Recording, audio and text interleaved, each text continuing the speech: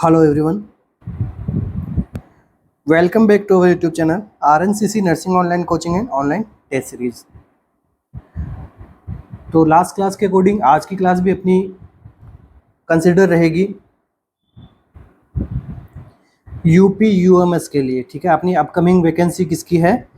UP UMS के लिए। ठीक है, तो इसके अंदर किस प्रकार के आपको एमसीक्यूज देखने को मिलेंगे, किस प्रकार का यहाँ पे पैटर्न रहता है एमसीक्यूज का, क्या क्या टॉपिक्स यहाँ पे इंपॉर्टेंट है। तो हम क्या कर रहे हैं, इसका प्रीवियस ईयर के एमसीक्यूज पीवाईक्यू हम सोल्व कर रहे हैं यहाँ पे। तो आपको थोड़ा इससे आइडिया हो जाएगा कि किस प्रकार के एमसीक्यू जो है वो यूपी यूएमएस आपसे क्या है पूछता है। इसी के साथ साथ ही ये जो अपने सेशन है सारे के सारे, ये अपने आने वाले जो नोटसेट 5.0 है उसके लिए भी इम्पोर्टेंट है।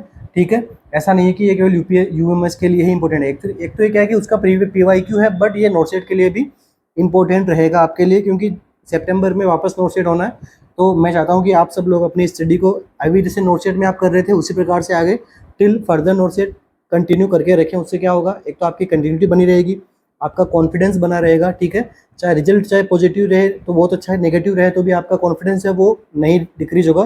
क्यों नहीं होगा? क्योंकि नेक्स्ट टाइम में कुछ टाइम में क्या हो रहा है, नेक्स्ट नोटसेट हो रहा है। ठीक है, तो इन दोनों को, इन बातों को कंसिडर करते हुए अपन आज की अपनी क्लास को कंटिन्यू करेंगे। आप सभी को इन सब की बातों पर ध्यान देना है। ठीक है, स्टडी को कंटिन्यू करके रखना है। शुरू करते हैं आज के अपने सेशन को।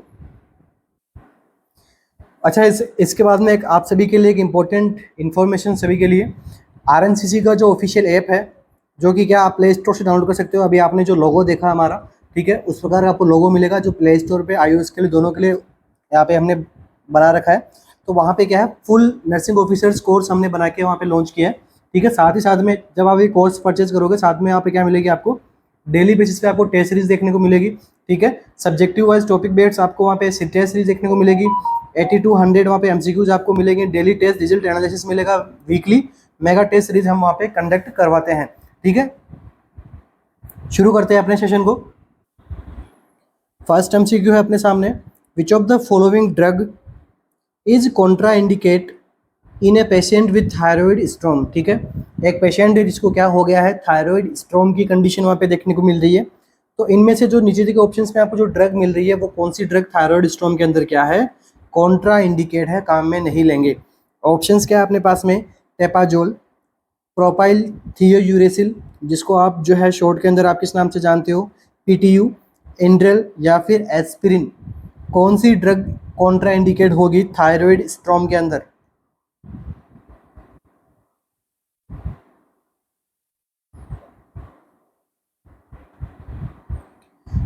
क्या रहेगा अपना करेक्ट आंसर? तो देखिए, सबसे पहले आपको पता होना चाहिए थायराइड स्ट्रोम होता क्या है। तो देखिए, थायराइड स्ट्रोम, स्ट्रोम का मतलब आप जनरल लैंग्वेज में अपन देखते हैं भाई स्ट्रोम का मतलब क्या होता है। तो कुछ लाइक तूफान जैसे स्ट्रोम आ गया तो आप क्या बोलते हो। ठीक है, तो मैं वैसा ही थायराइड से रिलेटेड बॉडी के अंदर एक स्ट्रोम जैसी कंडीशंस डेवलप हो जाती है जो मल्टी फंक्शन को यहाँ पे डिस्टर्ब कर देगी। ठीक है, सिंपल लैंग्वेज में समझा रहा हूँ। अभी इसका अपन समझते हैं मेडिकल टर्म में, इसको हम क्या किस प्रकार से अपन समझेंगे। तो देखिए, सीवियर एक्यूट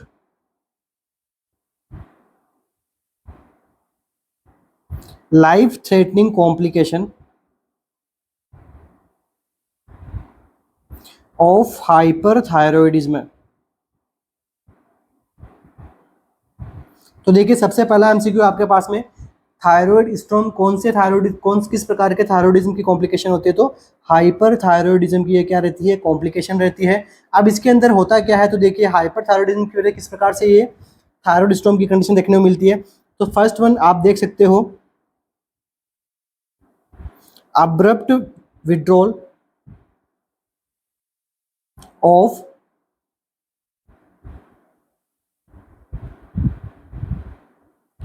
हाइपरथायरॉयडिज्म ट्रीटमेंट। ठीक है, आप जब हाइपरथायरॉयडिज्म होता है तो देखो बॉडी में क्या देखने को मिलता है, इंक्रीज देखने को मिलता है। किसका लेवल, T3 एंड T4 का लेवल आपको इंक्रीज देखने को मिलता है। अब आप ये चीज समझ रहे होंगे कि थायराइड स्ट्रोम में भी आपको क्या देखने को मिलेगा, T3 T4 का लेवल इंक्रीज देखने को मिलेगा। कैसे देखने को मिलेगा, देखिए जब हाइपरथायरॉयडिज्म का आपने क्या कर दिया, अब्रप्ट विड्रॉल कर दिया ट्रीटमेंट का, मतलब आप क्या करना चाह रहे थे, लेवल इसका डिक्रीज करना चाह रहे थे T3 T4 का, तभी तो जाके हाइपरथायरॉयडिज्म की कंडीशन ठीक होगी। मगर आपने क्या कर दिया, एब्रप्टली विड्रॉल कर दिया, तो पेशेंट में क्या हो गया, सडनली विड्रॉल करने की वजह से क्या हो गया, इनका लेवल जो है वो बढ़ गया और ये इसने क्या कोज कर दिया, थायराइड स्ट्रोम को इसने कोज कर दिया। ठीक है। अब इसके क्या क्या साइन सिम्टम आ सकते हैं, देखो और भी यहाँ पे रीजन देखने को मिल सकते हैं। ठीक है, क्या रीजन देखने को मिल सकता है, इसके बाद में कॉम्प्लिकेशन, और किस वजह से आपको थायराइड स्टोन देखने को मिल सकता है, तो कॉम्प्लिकेशन ऑफ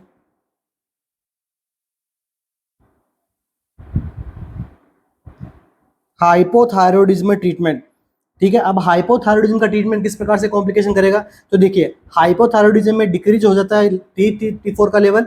अब हमने क्या करें, मेडिकेशन दिया इसका लेवल बढ़ाने के लिए। अब जब मेडिकेशन की ओवरडोज हो गई या फिर मेडिकेशन की कॉम्प्लिकेशन हो गई और इनका लेवल जो है वो सडनली अब ज़्यादा इंक्रीज हो गया, तो क्या देखने को मिल सकता है, थायराइड स्टोन देखने को मिल सकता है। ठीक है, अब इसके अंदर देखिए हमें साइन सिम्टम क्या क्या देखने को मिलेंगे थायराइड स्टोन के अंदर। एमसीक्यू बन सकता है इससे, ये एमसीक्यू बना है। ठीक है, अभी हम क्या सोल्व कर रहे हैं, पीवाईक्यू सोल्व कर रहे हैं, किसके लिए, यूपी यूएमएस के लिए। ओके, नॉर्सेट के लिए भी थायराइड का टॉपिक है वो इंपॉर्टेंट रहता है, काफ़ी बार एमसीक्यू बनता है। ठीक है, तो देखिए अब सिम्टम्स यहाँ पे किस प्रकार के आएंगे, सारे के सारे सिम्टम जो हाइपर थायरॉयडिज्म में आते थे वही यहाँ पे सारे प्रकार सिम्टम देखने को मिलेंगे। तो क्या सिम्टम आएंगे, हीट इंटॉलरेंस,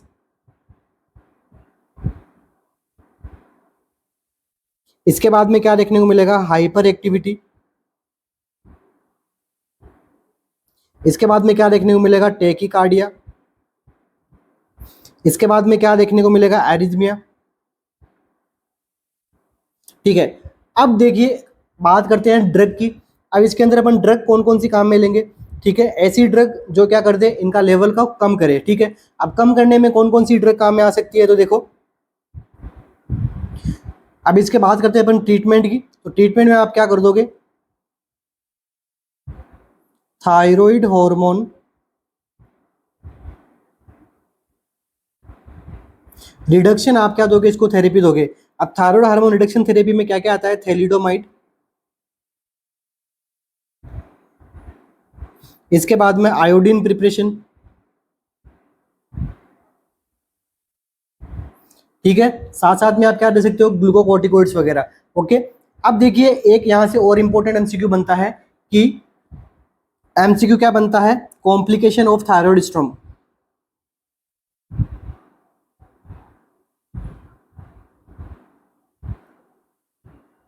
कि थायराइड स्टोन का कॉम्प्लिकेशन क्या हो सकता है, एमसीक्यू बना हुआ है एम्स के अंदर। क्या एमसीक्यू क्या बनता है, मायोकार्डियल इंफ्रैक्शन।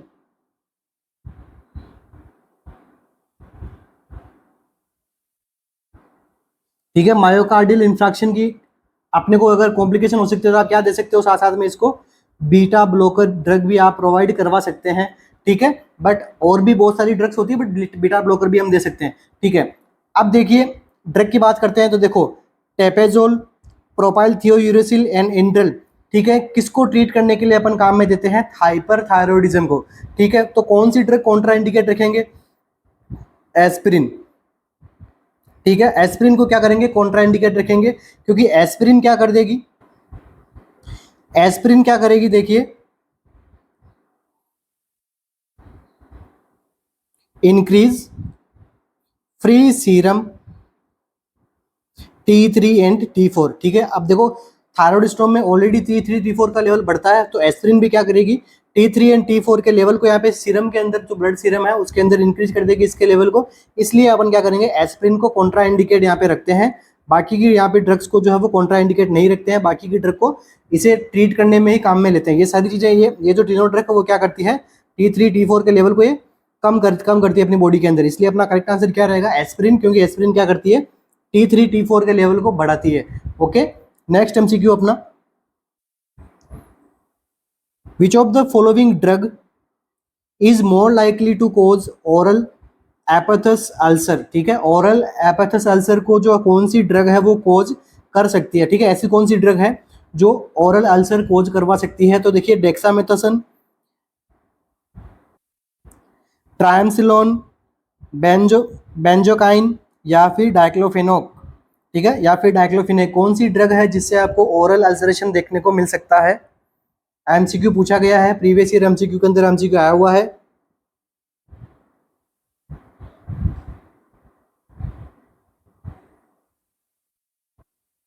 तो देखिए ये आपसे क्या पूछ रहा है एमसीक्यू के अंदर कि ओरल एप्थस अल्सर क्या होता है, तो ठीक है कुछ नहीं है, बस ओरल कैविटीज के अंदर क्या हो रहा है, अल्सरेशन का होना।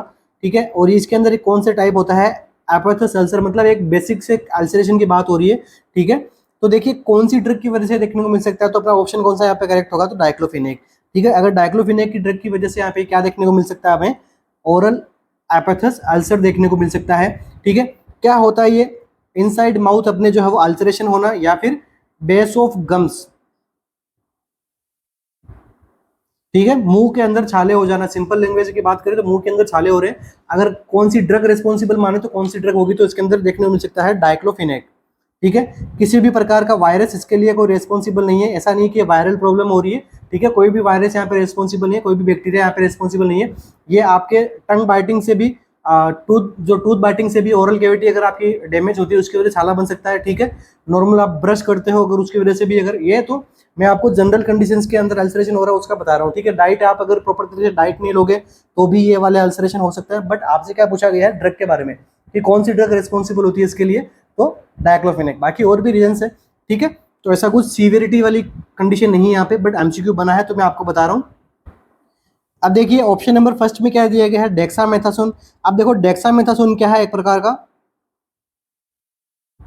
सिंथेटिक स्टेरॉइड है, ठीक है। अब सिंथेटिक स्टेरॉइड है, स्टेरॉइड हमारे बॉडी में जाता है तो आप सभी ने पढ़ा होगा स्टेरॉइड क्या काम करते हैं।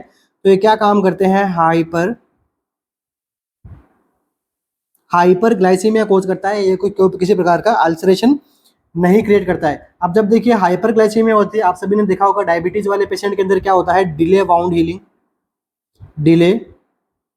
हीलिंग, ठीक है। अब जब स्टेरॉइड की वजह से क्या हो सकता है, यहाँ पे वुंड हीलिंग का क्या डिले देखने को मिल सकता है। और क्या देखने को मिलेगा स्टेरॉइड थेरेपी की वजह से, इम्यून सप्रेशन। आप सभी ने देखा होगा किसी पेशेंट को ट्रांसप्लांट करते हैं तो उसके अंदर स्टेरॉइडल थेरेपी चलाते हैं ताकि ग्राफ्ट का रिजेक्शन ना हो। ग्राफ्ट रिजेक्शन क्यों होगा, क्योंकि अपनी ही बॉडी उसको क्या फॉरेन पार्टिकल समझ के उसके खिलाफ एंटीबॉडी ना बना ले, इसलिए स्टेरॉइड थेरेपी चलाते हैं, ठीक है। एमसीक्यू बन सकता है कि भाई ग्राफ्ट लगाया गया है तो कौन सी थेरेपी चलाओगे, स्टेरॉइडल थेरेपी अपन पेशेंट को देते हैं, ठीक है। इसलिए डेक्सामेथासोन यहाँ पे करेक्ट नहीं होगा क्योंकि ये ओरल एपैथस अल्सर कोज नहीं करता है। अब देखिए नेक्स्ट ड्रग कौन सी है, ट्राइएमिसिलोनल। तो देखिए ये ड्रग कौन सी है, synthetic anti inflammatory.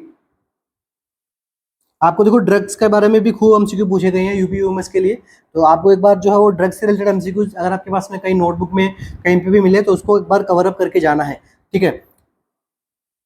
Synthetic anti inflammatory हो रही है, ठीक है। अब एंटी इंफ्लामेटरी एक्शन है तो ये भी एक प्रकार से क्या है कि कोज नहीं करेगी अल्सरेशन को, ठीक है। एंटी इंफ्लामेटरी इसकी प्रॉपर्टीज होती है इसलिए, ठीक है। नेक्स्ट देखिए क्या बताया गया है, बेंजोसिन। तो बेंजोसिन क्या होता है, देखिए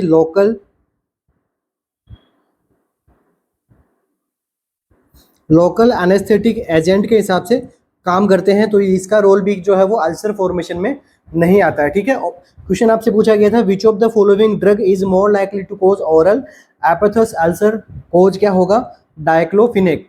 अब देखो विटामिन कौन सी डिफिशियंसी की वजह से ये अल्सर हो सकता है, इस बार हो सकता है आपसे एमसीक्यू पूछ ले, ठीक है। कौन से विटामिन की डिफिशियंसी से जो है वो ओरल अल्सरेशन देखने को मिल सकता है आपको, तो देखिए folic acid, vitamin B12, vitamin C and vitamin B3, ठीक है। इन सभी की अगर डिफिशियंसी होगी तो आपको क्या देखने को मिल सकता है बॉडी के अंदर, ओरल अल्सरेशन, ठीक है। तो आपको ध्यान में रखना है इनकी वजह से भी ओरल अल्सर हो सकता है, ठीक है। विटामिन B12, B3 से देखो एक डिजीज कंडीशन देखने को मिलती है, कौन सी, पेलेग्रा। ध्यान में होगा आपको कौन से पेशेंट में देखने को मिलती है, मेज ईटर की वजह से, ठीक है। जो ज़्यादा मक्के खाते हैं उनके अंदर क्या होता है, ट्रिप्टोफैन की वजह से, ठीक है। सारा एक डिजीज कंडीशन मैंने प्रीवियसली पढ़ा रखी है, आगे जब इसका एमसीक्यू आएगा तो मैं बताऊंगा, ठीक है। अपना हम पीवाईक्यू सोल्व कर रहे हैं तो जल्दी जल्दी मुझे आपका ये टॉपिक कंप्लीट करवाना है। नेक्स्ट एमसीक्यू आंसर कौन सा जाएगा, diclofenac. Which of the following neurological side effect is anticipated in an elderly patient who is on NSAIDs, non steroidal anti inflammatory drugs, ठीक है। एक पेशेंट है वो क्या ले रहा है, NSAID ले रहा है। अब उसके अंदर जब वो NSAID ले रहा है तो कौन से प्रकार के न्यूरोलॉजिकल साइड इफेक्ट देखने को मिलेंगे, कॉग्निटिव डिस्फंक्शन होगा पेशेंट में, ट्रेमर्स आएंगे, अटेक्सिया होगा पेशेंट को, या फिर स्यूडो पार्किंसोनिज्म।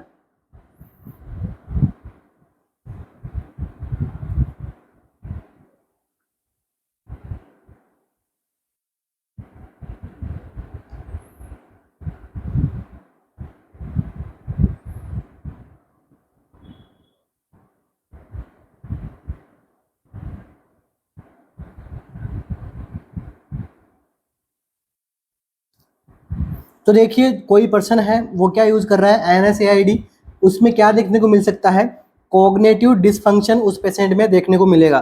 ठीक है, कॉग्निटिव डिसफंक्शन भी एक प्रकार का न्यूरोलॉजिकल साइड इफेक्ट है, मतलब कॉग्निशन अच्छी तरीके से नहीं बना पाता है। तो कॉग्निटिव डिसफंक्शन में आप क्या देखोगे, ठीक है, इम्पेयरमेंट ऑफ लर्निंग, इसके बाद में क्या देखोगे आप, कंसंट्रेटिंग, ठीक है, डिसीजन मेकिंग प्रॉब्लम के अंदर, ये सब किसके पार्ट होते हैं, कॉग्निटिव थिंकिंग के। अब कॉग्निटिव थिंकिंग से रिलेटेड प्रॉब्लम आ रही है तो क्या हो जाएगा, कॉग्निटिव डिसफंक्शन हो जाएगा पेशेंट में, अगर पेशेंट किसके ऊपर है, NSAID। अब देखिए NSAID ड्रग के बारे में आपको पता होना चाहिए, क्या होती है, non steroidal anti inflammatory drug कहते हैं इसको अपन। अब देखो इसका काम क्या होता है, तो देखिए एनाल्जेसिक में भी ये हेल्प करती है, इसके बाद में एंटी पायरेटिक भी काम करती है, इसके बाद में नेक्स्ट इसका क्या काम होता है, तो एंटी इन्फ्लामेटरी। ठीक है, इस प्रकार से ये एक्शन करती है, तो ध्यान में होना चाहिए आपको। कॉग्निटिव डिसफंक्शन या का न्यूरोलॉजिकल साइन सिम्टम देखने को मिलेगा। अब देखिए ऑप्शन नंबर बी में क्या बताया गया है, ट्रेमर्स। तो ट्रेमर्स ऐसी कौन सी ड्रग है जिसके देखने को मिलता है, तो ट्रेमर्स आपको देखने को मिलेगा लिथियम की टॉक्सिसिटी से। अगर जब आपने लिथियम पढ़ा होगा तो आपने देखा होगा कि पेशेंट को जो है वो ट्रेमर्स आते हैं जब इसकी टॉक्सिसिटी हो जाती है, तो लिथियम की वजह से न्यूरोलॉजिकल साइड इफेक्ट आएगा, तो क्या आएगा, ट्रेमर्स। अब देखिए अटेक्सिया, अटेक्सिया क्या होता है, impaired in balance and coordination, अपनी बॉडी में बैलेंस वाली पावर और कोऑर्डिनेशन वाली पावर की, किस प्रकार से हमें चलना है, किस प्रकार से उठना है बैठना है, ये सारी चीजें अगर अब नॉर्मल हो जाएगी तो हम क्या कहते हैं, पेशेंट को अटेक्सिक कहते हैं। क्यों होता है इसके अंदर, ड्यू टू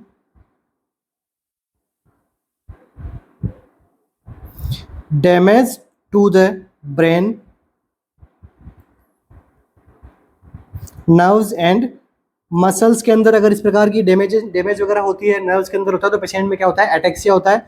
और देखिए अटेक्सिया किसकी, कौन सी ड्रग पूछे आपको कि कौन सी ड्रग की वजह से न्यूरोलॉजिकल डिस्फंक्शन होता है, डिस्फंक्शन भी कौन सा, अटेक्सिया। तो यहाँ पे आंसर देखो चेंज हो जाएगा, यहाँ पे अपना क्या आंसर बन जाएगा, वेल्पोरिक एसिड। ठीक है, वेल्पोरिक एसिड की क्या हो जाएगी, टॉक्सिसिटी। पेशेंट में क्या देखने को मिलेगा, एटेक्सिया। अब देखिए नेक्स्ट क्या है, स्यूडो पार्किंसनिज्म। तो पार्किंसन जैसे सिम्टम्स वगैरह पेशेंट में आएंगे कौन सी ड्रग की वजह से, तो देखो आपने पढ़ा होगा EPS सिम्टम। ठीक है, कौन सी ड्रग आएगी यहाँ पे आपकी, anti psychotic medication. Anti psychotic medication की वजह से कौन से न्यूरोलॉजिकल साइड इफेक्ट आते हैं, तो स्यूडो पार्किंसनिज्म वाले। ठीक है, एक MCQ से अपने 4-5 MCQ बनाए हैं, हो सकते हैं आपको थोड़ा, देखो ऐसा नहीं कि मेरे MCQ जो मैंने बताया वो एग्जैक्ट आपको पूछेंगे, मगर ये MCQ आपके कॉन्सेप्ट बिल्ड करने में आपको हेल्प करेंगे। ठीक है, आपको पता रहेगा कि यार सर ने बताया था ऐसी चीज़ें, वाल्पोरिक एसिड की वजह से अटेक्सिया होता है मगर ट्रेमर्स तो नहीं आते। ठीक है, अगर आपको डायरेक्ट आंसर भी नहीं होगा, बाकी के तीनों ऑप्शंस का आपको पता होगा ना, तो अपना यहाँ पे आप करेक्ट आंसर को जज कर सकते हो। ठीक है, जब अगर आपको क्या होता है, इसमें नेगेटिव ऑप्शंस को आप निकालते जाओ, करेक्ट आंसर आपके अपने आप हाथ में आ जाएगा। ठीक है, इसी प्रकार से देखो एम्स के अंदर भी यही रूल जिन बच्चों ने फॉलो किया था उनका पेपर अच्छा गया है। ठीक है, काफ़ी सारे बच्चों ने कहा है कि सर आपने बताया था कि इस प्रकार से करना है, अगर आपको क्वेश्चन पढ़ा हुआ भी नहीं है, ठीक है, और आपको प्रायोरिटी के बारे में पूछ लिया, अब तो आप एक खुद के माइंड में क्यों नहीं सेट कर लेते कि हाँ ऐसा ऐसा मेरे सामने हो रहा है, अभी मुझे पेशेंट की लाइफ बचानी, तो मुझे क्या करना पड़ेगा।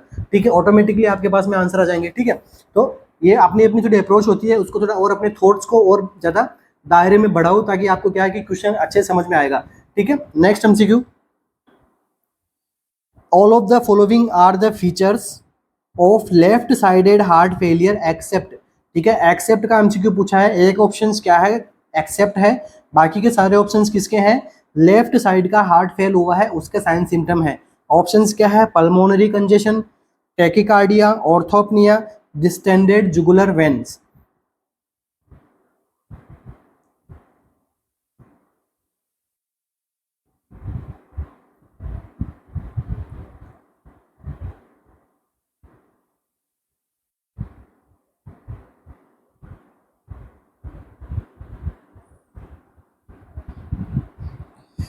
तो क्या रहेगा अपने यहाँ पे करेक्ट आंसर, देखिए थोड़ा आपको समझना पड़ेगा हार्ट फेलियर क्या होता है।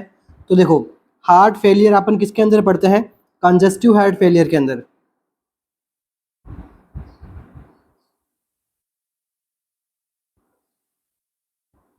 अच्छा टॉपिक है एकदम, एमसीक्यूज बनते हैं इस टॉपिक में से।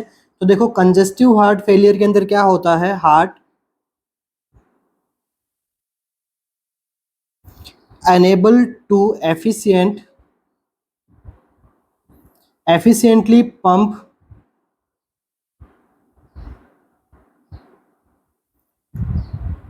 enough blood to meet body need. ठीक है, जितनी बॉडी की नीड है हार्ट क्या कर रहा है, उतना एफिशिएंटली ब्लड का पंप आउट नहीं कर रहा है, इसे हम क्या कहते हैं, कंजेस्टिव हार्ट फेलियर। अब देखिए, कंजेस्टिव हार्ट फेलियर भी क्या होता है, दो टाइप का होता है। फर्स्ट वन टाइप की बात करें तो कौन सा देखने को मिलता है, लेफ्ट हार्ट फेलियर। ठीक है, left side heart failure. Second कौन सा होता है, राइट साइड हार्ट फेलियर। ठीक है, अब देखो सिंपल तरीके से मैं क्या समझाऊंगा आपको, लेफ्ट साइड हार्ट फेलियर समझेंगे, फिर बाद में राइट साइड हार्ट फेलियर समझेंगे। अब देखो, लेफ्ट साइड का जो वेंट्रिकल था, अपनी लैंग्वेज में समझेंगे, किताबी लैंग्वेज में नहीं समझेंगे। ठीक है, आपने को समझना है। ठीक है, आपने को लिख के नहीं आना है कि एक एक प्रोसेस क्या होती है, आपने कॉलेज में लिख दिया, अभी आपको राइट आंसर पे जाना है। ठीक है, अब देखो वेंट्रिकल ने अपना काम करना बंद कर दिया, कौन सा वेंट्रिकल बांध देते हैं अपन, लेफ्ट साइड में हो रहा तो लेफ्ट वेंट्रिकल ने काम करना बंद कर दिया। तो देखो ये अपने क्या है, हार्ट के यहाँ पे चार चैम्बर बना लेता हूं मैं यहाँ पे। ठीक है, ये कौन सा हो गया, लेफ्ट वेंट्रिकल, ये कौन सा हो गया, लेफ्ट एट्रियम। अब जो लेफ्ट वेंट्रिकल क्या होता है, पंप करता है ब्लड को, तो क्या होता है, ब्लड जाता है अयोर्टा में, फिर जाता है क्या, सिस्टेमिक सर्कुलेशन के अंदर। ठीक है, अब जो है लेफ्ट वेंट्रिकल ने पंप आउट करना बंद कर दिया, तो जो लेफ्ट एट्रियम के अंदर पल्मोनरी वेन्स के द्वारा जो क्या आ रहा था, ब्लड आ रहा था, वो क्या हो रहा है, यहाँ पे क्या हो रहा है, इकट्ठा हो रहा है। ठीक है, क्योंकि ये तो पूरी तरीके से काम नहीं कर रहा है, तो ब्लड के आगे यहाँ पे इकट्ठा हो गया। अब जब ब्लड आगे जाएगा नहीं, तो पल्मोनरी वेन्स के अंदर भी क्या होगा, बैक फ्लो होगा ब्लड का। और जो लंग्स के अंदर,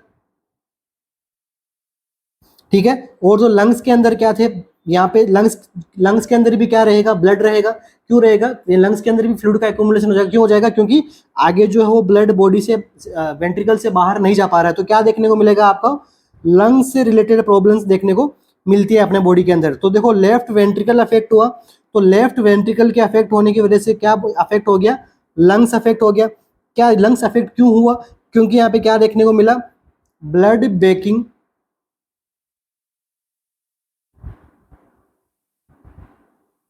इनटू लंग्स। ठीक है, जो लंग्स से है वो प्रॉपर तरीके से ब्लड आगे सर्कुलेट नहीं हो रहा, तो लंग्स के अंदर क्या था, फ्लूइड का एक्यूमुलेशन होना शुरू हो गया। तो देखो लंग्स के सिम्टम आएंगे, तो देखो लेफ्ट बराबर लंग्स, एल से लेफ्ट और एल से लंग्स, आपको इस प्रकार से आपको याद कर लेना है। ठीक है, तो अब देखिए लेफ्ट साइड हार्ट फेलियर यहाँ पे हो चुका है। अब क्या क्या सिम्टम आएंगे, अब मैं बात करता हूँ साइन एंड सिम्टम्स की। देखो और भी बहुत ज़्यादा बड़ा टॉपिक है, एक दिन की पूरी दिन की क्लास लगती है, 3-4 घंटे का टॉपिक है, अगर आराम से अच्छे से समझाए तो। ठीक है, जल्दी जल्दी समझेंगे, कॉन्सेप्ट समझेंगे होता क्या है। तो देखिए साइन सिम्टम की बात करें, देखो लंग्स में प्रॉब्लम हो रही है तो क्या होगा,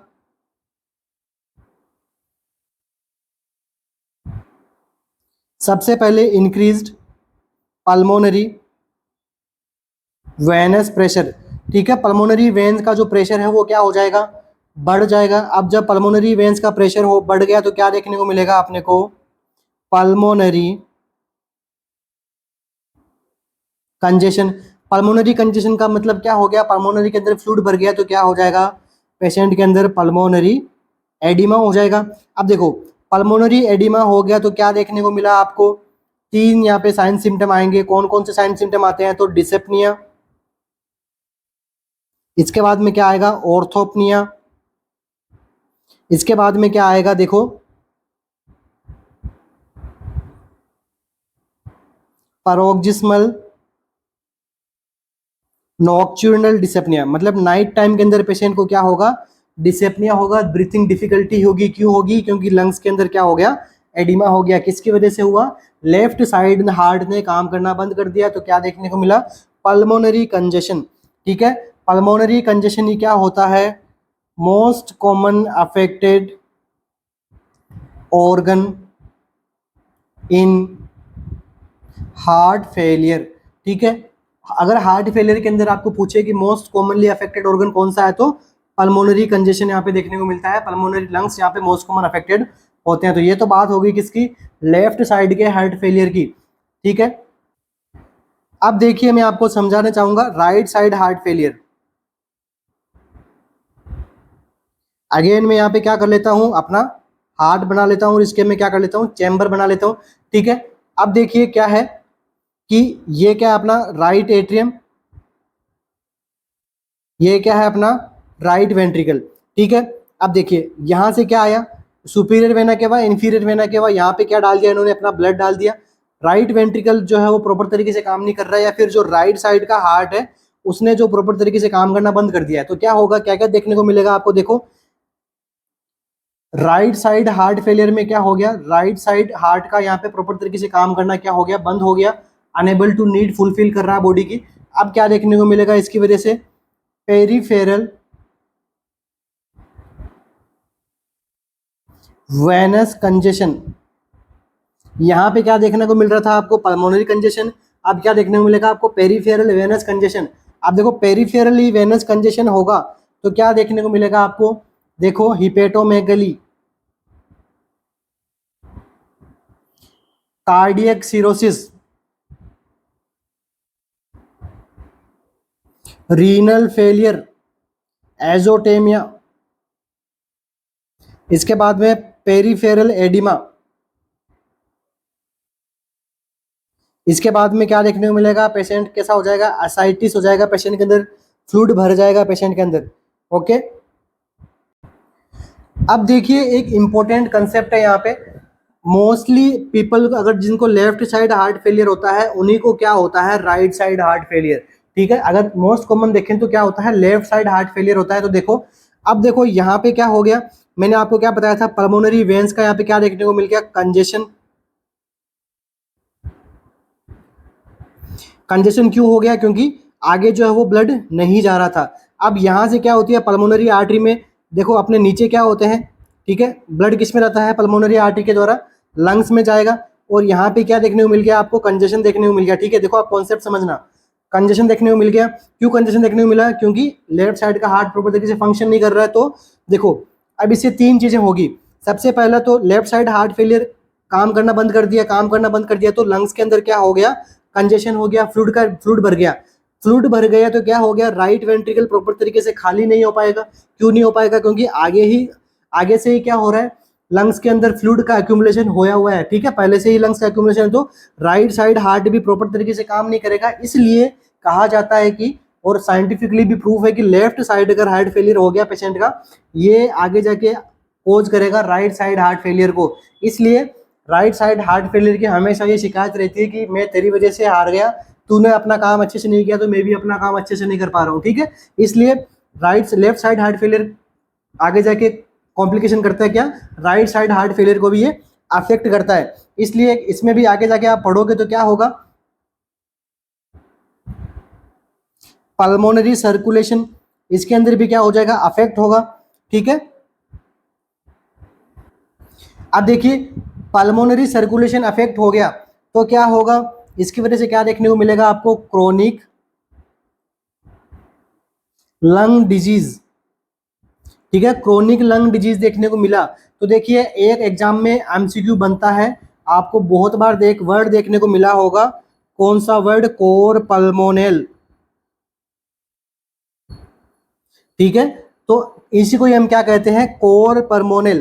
ठीक है, इसके कौन सी कंडीशन क्या होता है, तो राइट साइड हार्ट फेलियर के अंदर। समझ गए होंगे क्यों, क्योंकि पल्मोनरी सर्कुलेशन क्या हो जाता है, अफेक्ट हो जाता है due to left side of heart failure. Left side of heart failure की वजह से क्यों हुआ, क्योंकि ब्लड आगे गया ही नहीं तो लंग्स के अंदर फ्लूइड रहा, जिसकी वजह से कंजेशन हुआ, सर्कुलेशन अफेक्ट हुआ, क्रोनिक लंग डिजीज हुई और पेशेंट में क्या देखने को मिल गया, कोर पल्मोनल। कौन से साइड में होता है, राइट साइड हार्ट फेलियर के अंदर क्या होता है, कोर पल्मोनल। तो देखिए मैं आपको एक लाइन यहाँ पे लिखवाना चाहता हूँ, left heart failure is most common cause of right heart failure. Okay, इसको ध्यान में रखना, आपके खूब बहुत सारे कॉन्सेप्ट है वो यहीं पे कंप्लीट हो जाएंगे। चलिए अब अपन क्या करते हैं, अपने आंसर की बात करते हैं। क्या पूछा था आपसे, एक्सेप्ट पूछा था, कौन से साइड में, लेफ्ट साइड में, ऐसा कौन से में नहीं होगा। तो देखो पल्मोनरी कंजेशन होता है लेफ्ट साइड में, टेकिकार्डिया होता है लेफ्ट साइड में, ऑर्थोपनिया होगा लेफ्ट साइड के अंदर, बट डिस्टेंडेड जुगुलर वेन जो है वो ये आपको लेफ्ट साइड में नहीं देखने को मिलेगा। ये कौन से में होगा, राइट साइड में, क्योंकि राइट साइड से क्या हो रहा है, सिस्टमिक सर्कुलेशन इफेक्ट किस में होता है, पेरिफेरल सर्कुलेशन इफेक्ट किस में होता है, right side of heart failure के अंदर। तो डिस्टेंडेड जुगुलर वेन किस में देखने को मिलेगा, डिस्टेंडेड जुगुलर वेन देखने को मिलेगा। इसके साथ में क्या देखने को मिलेगा, एनोरेक्सिया देखने को मिलेगा। पेशेंट के अंदर क्या होगा, वेट गेन होगा राइट साइड हार्ट फेलियर के अंदर, ठीक है। एडिमा होगा पेशेंट को, और पेशेंट के अंदर क्या साइन सिम्टम आएंगे, फटीग होगा, ठीक है। कोर पल्मोनल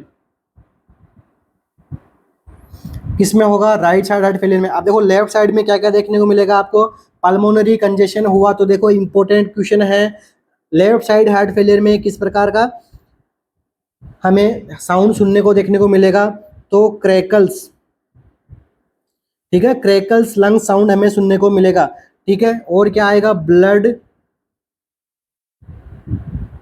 टिंग्ड स्पुटम किसमें आता है, लेफ्ट साइड हार्ट फेलियर के अंदर क्या आएगा, ब्लड टिंग्ड स्पुटम। टेकिपनिया होता है, और क्या होगा, ऑर्थोपनिया होगा। पेशेंट जो है वो घुटने के बल पे, घुटनों पे आगे झुक के क्या करेगा, सांस लेने की कोशिश करेगा, क्योंकि लंग्स भरा हुआ है। CO2 पेशेंट की बॉडी में बढ़ेगी, ऑक्सीजन वगैरह इन सब का इंपेयरमेंट हो जाएगा, गैसेस एक्सचेंज में प्रॉब्लम आएगी। बहुत बड़ा टॉपिक है, मजे से पढ़ेंगे, और मजे से मैंने आपको पढ़ा भी रखा है। हमारे जो क्रैश कोर्स ने हमने क्या किया है, कंप्लीट नोटशीट के लिए क्रैश कोर्स बनाया हुआ है, उसके अंदर मैंने अच्छे से समझाया हुआ है, ठीक है। कोई भी किसी प्रकार का डाउट हो तो नीचे आपको जो नंबर दिख रहे हैं इन पे आप कांटेक्ट कर सकते हैं, ओके। हमारी टेस्ट सीरीज और हमारे जो कोर्सेज है उसको आप बाय कर सकते हैं, अपनी प्रिपरेशन को अच्छा बना सकते हैं। नेक्स्ट MCQ अपना देखो, इस टॉपिक को मैंने थोड़ा लेंथी इसलिए समझाया है क्योंकि इस टॉपिक में से MCQ बनते हैं तो खूब सारे MCQ निकलते हैं टॉपिक में से, और अगर ये एक टॉपिक ही ऐसा है जो आपके पूरे हार्ट फेलियर को, पूरे MI को, इन सबको कवर अप कर सकता है अगर आप कॉन्सेप्ट से कॉन्सेप्ट अगर पढ़ोगे तो। नेक्स्ट MCQ अपना, ventilator associated pneumonia is defined as pneumonia that occur hours after ET intubation. क्या कर दिया इन्होंने, एंडोट्रेकियल ट्यूब, एंडोट्रेकियल ट्यूब से क्या कर दिया, इंट्यूबेट कर दिया पेशेंट को, और पेशेंट अभी किस पे है, वेंटिलेटर पे है, और इसको क्या हो गया है, वेंटिलेटर एसोसिएटेड न्यूमोनिया हो गया है, मतलब क्या हो गया, VAP, ठीक है। वेंटिलेटर एसोसिएटेड न्यूमोनिया हो गया है, VAP हो गया है। तो अब ये न्यूमोनिया अगर कितने टाइम में होता है तभी हम इसको क्या बोलेंगे, VAP बोलेंगे, ठीक है। इंट्यूबेशन करने के बाद में, पेशेंट को वेंटिलेटर पर लेने के बाद में कितने टाइम पीरियड के अंदर न्यूमोनिया हो रहा है उसे हम क्या कहेंगे, वेप। 12 आवर्स के बाद में, 24 आवर्स के बाद में, 36 आवर्स के बाद में, या फिर 48 आवर्स के बाद में।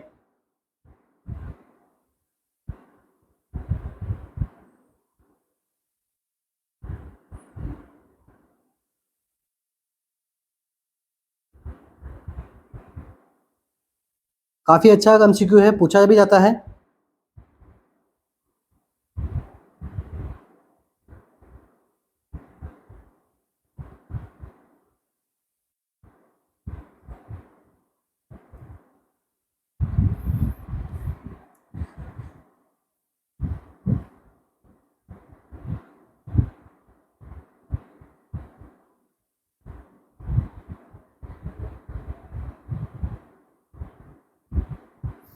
तो देखिए वेंटिलेटर एसोसिएटेड न्यूमोनिया के अंदर अपना करेक्ट आंसर जाएगा तो क्या जाएगा, 48 आवर्स, ठीक है। 48 आवर्स के अंदर अंदर अगर क्या हो रहा है, न्यूमोनिया हो रहा है, मतलब इंट्यूबेट करने के बाद में 48 आवर्स के अंदर अगर न्यूमोनिया हो रहा है तो इसे हम क्या कहते हैं, VAP, ventilator associated pneumonia.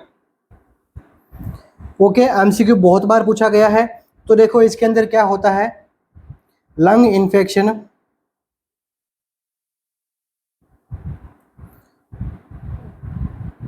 Develop in a person, जो कि किस पे हो, वेंटिलेटर पे। ठीक है, अब देखो वेंटिलेटर पे पेशेंट है तो वहां पे देखो फिल्टर वगैरह लगा हुआ रहता है, तो फिर भी पेशेंट को जो वो न्यूमोनिया हो जाता है। किस वजह से होता है, देखो इंटीट्यूबेशन किया हमें, ठीक है, एंडोट्रेकियल ट्यूब हमने लगा दी। अब उस ट्यूब की वजह से क्या क्या आपको देखने को मिल रहा है कि वहां पे ओरल केविटी के अंदर इन्फेक्शन इन्फ्लेमेशन हो सकता है, ठीक है। और जो अपर एयरवे, ठीक है, अपर एयरवे के अंदर यहाँ पे क्या होता है, पेशेंट को इन्फेक्शन हो जाता है।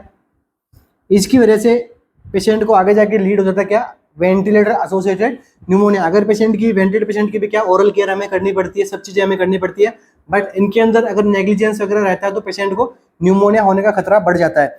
तो देखो, और साथ साथ में यहाँ पे देखो एक कंडीशन और होती है, इसे हम क्या कहते हैं, माइक्रो एस्पिरेशन ऑफ बैक्टीरिया। ठीक है, पेशेंट को जो है वो ड्यूरिंग वेंटिलेटर माइक्रो एस्पिरेशंस होते हैं, ठीक है, इसलिए वहां पे अंदर अंदर जाके बैक्टीरिया की कॉलोनाइजेशन हो जाती है ओरोफेरिंग्स के पास में। ठीक है, अब देखो यहाँ पे एमसीक्यू, नेक्स्ट क्या एमसीक्यू बनता है, मोस्ट कॉमन बैक्टीरिया कोज वेंटिलेटर एसोसिएटेड न्यूमोनिया कौन सा है।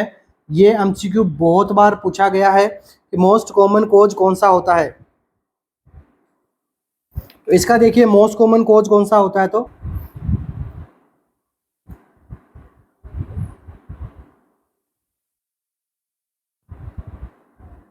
Staphylococcus Orius. ठीक है, staphylococcus Orius is the most common cause for ventilator pneumonia. ये ऑप्शन में नहीं है तो आप क्या दे सकते हो, ग्राम नेगेटिव बैसिली। ठीक है, दोनों ही यहाँ पे क्या है, मोस्ट कॉमन कॉज है न्यूमोनिया होने के। न्यूमोनिया कौन सा, ventilator associated pneumonia. Next MCQ, a patient is brought to the recovery room post thyroidectomy surgery. एक थायरॉयडेक्टोमी सर्जरी हुई है, पेशेंट को कहाँ पे लाया गया है, रिकवरी रूम में। Which of the following is the most appropriate method to observe for further bleeding. आपको क्या ऑब्जर्व करना है, फर्दर ब्लीडिंग ऑब्जर्व करने की। थायरॉयडेक्टोमी कर दी गई है, अब उसके अंदर ब्लीडिंग तो नहीं हो रही, किस प्रकार से आप ऑब्जर्व करोगे।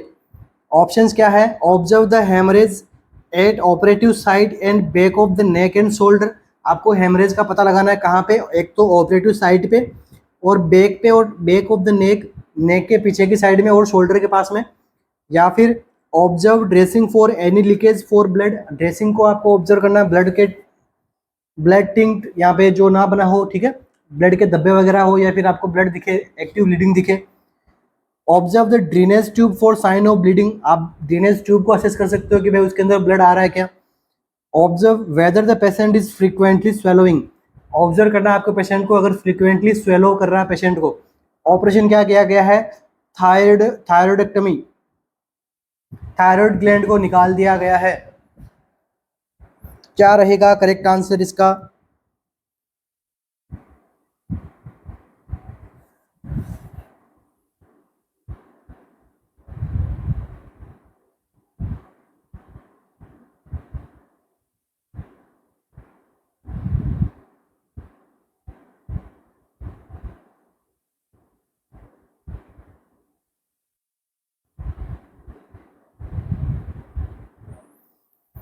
तो देखिए जब कभी किसी पेशेंट के थायरॉयडेक्टोमी की जाती है तो हमारा किस प्रकार से आप जो है वो ब्लीडिंग को असेस करोगे।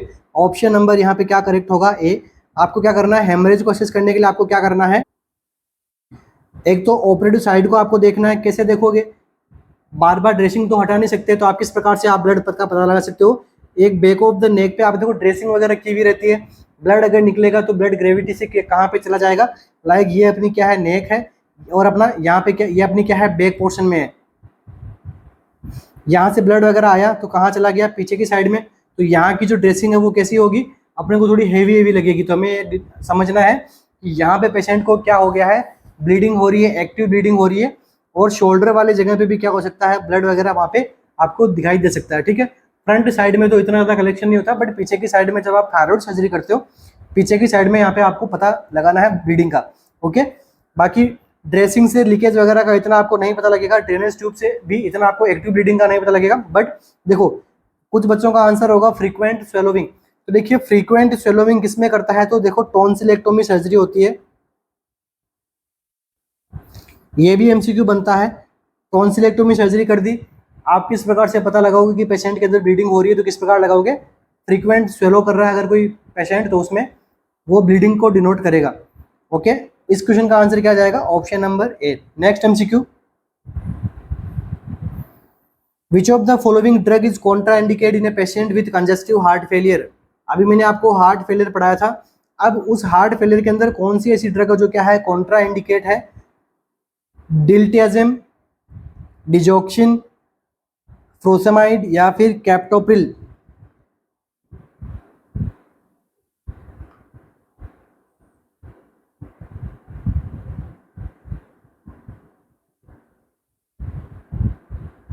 कौन सी ड्रग को हम कॉन्ट्राइंडिकेट रखेंगे,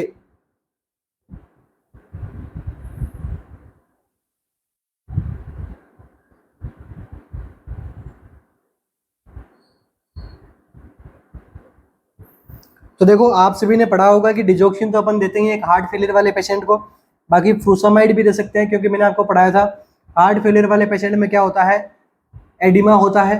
फ्रूसामाइड से क्या होगा, एडिमा, यूरिन आउटपुट निकलेगा, फ्लूइड बाहर निकलेगा बॉडी में से। बाकी कैप्टोप्रिल भी हम दे सकते हैं, मगर कौन सी नहीं देंगे, डिल्टियाजिम। ये क्यों नहीं देंगे, क्योंकि ये क्या करेगी, help in retention of sodium and water, ठीक है। सोडियम एंड वाटर को रिटेंशन करने हेल्प कौन करेगी, डिल्टियाजिम। बट हमें यहाँ पे हेल्प नहीं चाहिए सोडियम एंड वाटर की, क्योंकि ऑलरेडी बॉडी के अंदर क्या हो रहा है, एडेमेटस हो रही है बॉडी, हमें तो बाहर निकालना है सोडियम एंड वाटर को, इसलिए डिल्टियाजिम को हम यहाँ पे काम में नहीं लेंगे कंजेस्टिव हार्ट फेलियर वाले पेशेंट में। ध्यान में रखना, एमसीक्यू पूछा गया है, सारे के सारे एमसीक्यू कौन से हैं, पीवाईक्यू है। नेक्स्ट एमसीक्यू,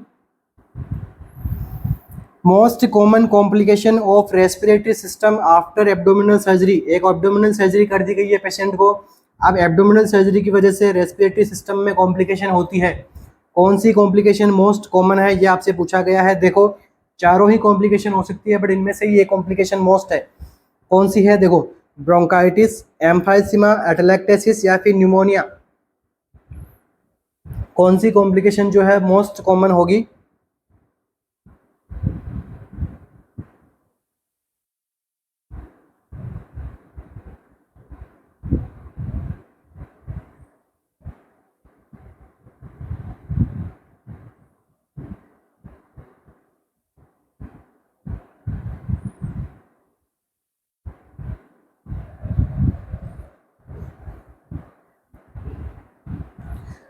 तो देखिए एब्डोमिनल सर्जरी के बाद में अगर कॉम्प्लिकेशन देखने को मिलती है तो वो क्या है, एटेलेक्टेसिस, ठीक है। मोस्ट कॉमन कॉम्प्लिकेशन कौन सी होती है, एटेलेक्टेसिस।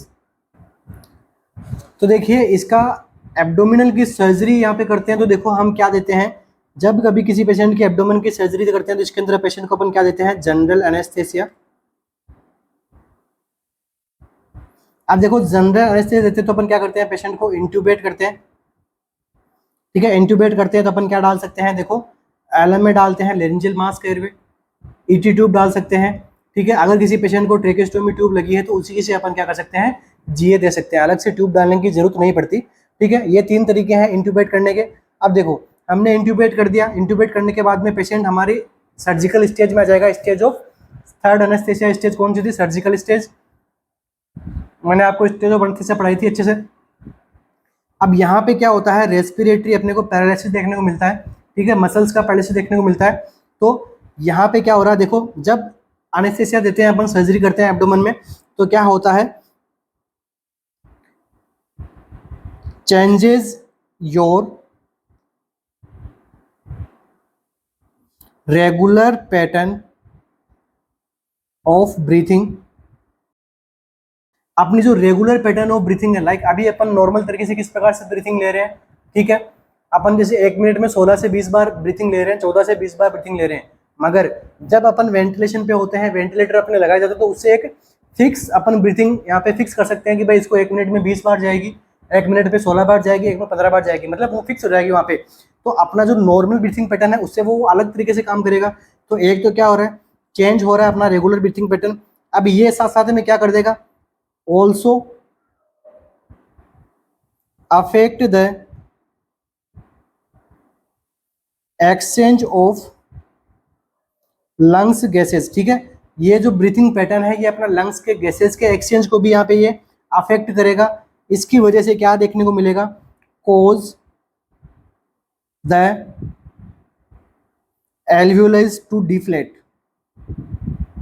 ठीक है, डिफ्लेट होने में यहाँ पे एल्वियोलाइज में क्या होगा, प्रॉब्लम होगा। तो इसे हम क्या कह सकते हैं, इस कॉम्प्लिकेशन को क्या कह सकते हैं अपन, एटेलेक्टेसिस। ठीक है, यहाँ पे सम अमाउंट ऑफ एटेलेक्टेसिस के सिम्टम्स अपने को देखने को मिल सकते हैं।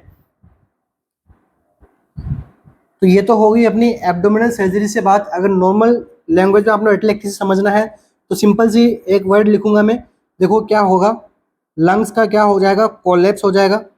लंग्स का कोलैप्स हो गया, लंग्स का कोलैप्स से आप क्या समझते हो कि एल्वियोलाइज का कोलैप्स हो जाएगा प्रॉपर तरीके से, और जो है वो डिक्रीज हो जाएगा क्या, गैस एक्सचेंज। ठीक है, प्रॉब्लम किसकी है ये भी पूछा जाता है, तो लोअर रेस्पिरेटरी ट्रैक्ट की प्रॉब्लम होती है ये। ठीक है, लंग एल्वियोलाई कोलैप्स, ये हो गया क्या, एटेलेक्टेसिस। अब देखिए क्या है, ब्रोंकाइटिस। ब्रोंकाइटिस में क्या हो रहा है, इन्फ्लामेशन एंड स्वेलोविंग। ठीक है, इन्फ्लामेशन एंड स्वेलिंग हो रही है, स्वेलोविंग नहीं, स्वेलिंग। ठीक है, ब्रोंकस के अंदर क्या हो गया, स्वेलिंग हो गई,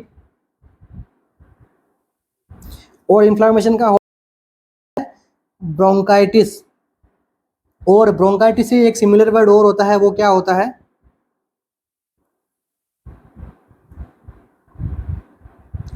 ब्रोंकियोलाइटिस। यहाँ पे किसका इन्फेक्शन इन्फ्लामेशन होता है, तो ब्रोंकियल्स का। ठीक है, अब देखिए थर्ड वन क्या, सेकंड वन क्या है, emphysema.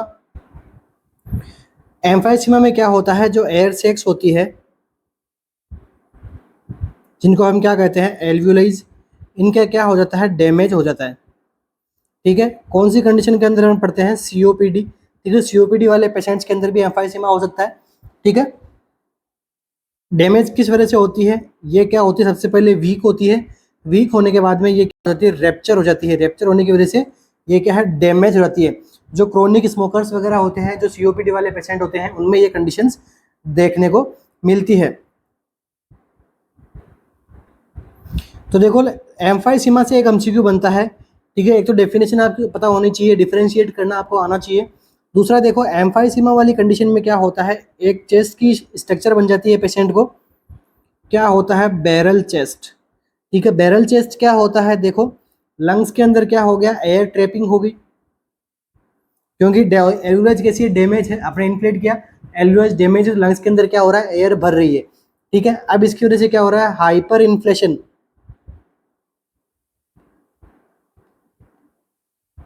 Hyper inflation of lungs. इसकी वजह से पेशेंट की जो चेस्ट कैसे देखने को मिलेगी, बैरल शेप चेस्ट देखने को मिलती है। अब देखो इसके अंदर एम्फाइसीमा के अंदर एक पेशेंट है, वो पोजीशन बनाता है। ठीक है, पेशेंट की चेस्ट कैसी होगी, बैरल शेप चेस्ट होगी, एयर ट्रैपिंग होगी। अब सांस लेने के लिए, ब्रीथिंग को नॉर्मल करने के लिए पेशेंट एक पोजीशन लेता है। इस पोजीशन को हम क्या बोलते हैं, ट्राइपॉड पोजीशन। कौन सी कंडीशन मिल जाती है, एम्फाइसीमा वाले पेशेंट के अंदर पेशेंट क्या करता है, ट्राइपॉड पोजीशन लेता है। इसके बाद में पेशेंट को ये बताया जाता है कि आपको किस प्रकार की ब्रीथिंग करनी है, पर्स्ड लिप ब्रीथिंग करनी है पेशेंट को, ताकि हाइपर इन्फ्लेशन ना हो। तो पर्स लिप ब्रीथिंग किस में करवाई जाती है, एम्फाइसीमा वाले पेशेंट को।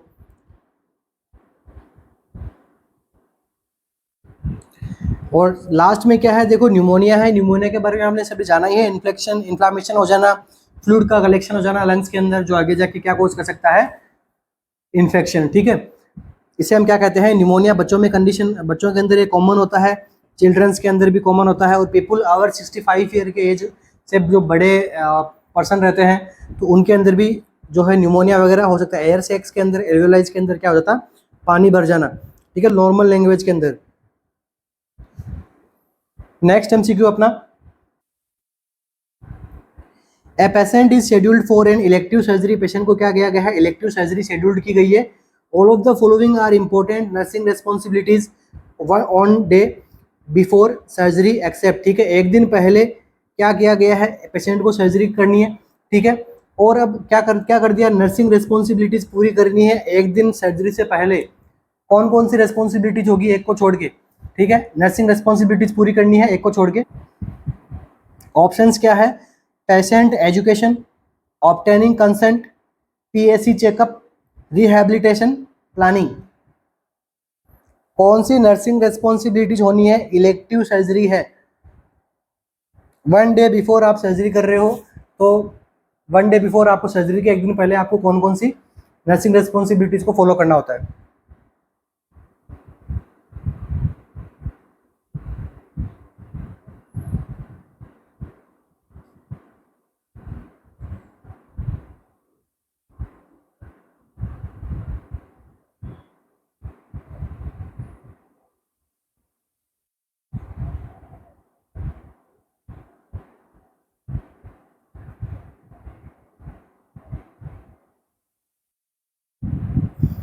तो देखिए, सर्जरी करने से पहले आपको रिस्पॉन्सिबिलिटीज कौन सी इंपॉर्टेंट होती है उसके बारे में बात करते हैं। तो पेशेंट को सर्जरी से पहले एजुकेशन देना इंपॉर्टेंट है, कंसेंट लेना पेशेंट का उससे भी ज़्यादा इंपॉर्टेंट है, और पीएसी चेकअप भी इंपॉर्टेंट है। देखो पीएसी चेकअप में क्या होता है, पीएसी चेकअप में होता है प्री एनेस्थेसिया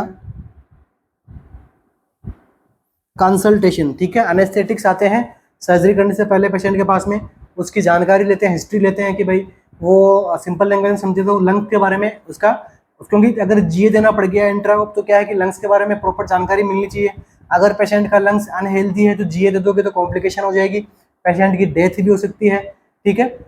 लाइक उसको ऐसे क्वेश्चन पूछेंगे कि आप दो माले की बिल्डिंग को आप इजीली आप चढ़ सकते हैं, वो बोलेगा हाँ तो ठीक है, वो बोलेगा नहीं, तो उसके लिए अलग तरीके से प्रिपरेशन करी की जाएगी। अगर चढ़ गया तो नॉर्मल तरीके से पेशेंट को जीए दे सकते हैं, कोई विदाउट कॉम्प्लिकेशन।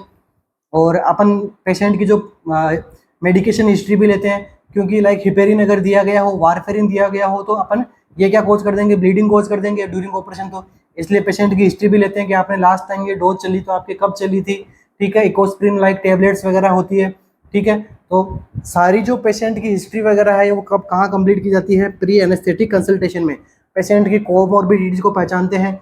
तो बट देखिए, रिहैबिलिटेशन प्लानिंग इस टाइम पीरियड में इतनी इंपॉर्टेंट नहीं है अकॉर्डिंग टू दिस एमसीक्यू। तो अपना आंसर क्या बन जाएगा, एक्सेप्ट में रिहैबिलिटेशन प्लानिंग यहाँ पे इंपॉर्टेंट नहीं है। 1 डे बिफोर यहाँ पे अपने को ऑपरेशन पे ज़्यादा फोकस करना है, मतलब रिहैबिलिटेशन प्लानिंग से ज़्यादा फोकस किस पे करना है, ऑपरेशन से, कि भाई ऑपरेशन के टाइम पे आपको किसी प्रकार की कॉम्प्लिकेशंस ना देखने को मिले।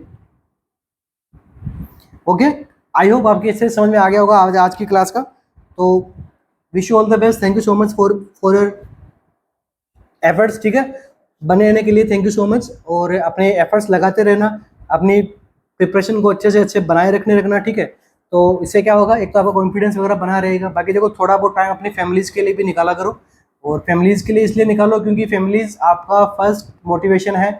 आपको कोई भी और मोटिवेशन की आपको नीड नहीं है। अगर आपके माँ बाप के चेहरे, आपके भाई, आपके सिस्टर, आपको खुद का माँ बाप के चेहरे अगर सामने दिखेंगे तो उससे क्या है कि आप अपने आप मोटिवेट रहोगे, ठीक है। आपको कोई ऐसे मोटिवेटर की जरूरत नहीं है कि वो आपको मोटिवेशन करे, ठीक है।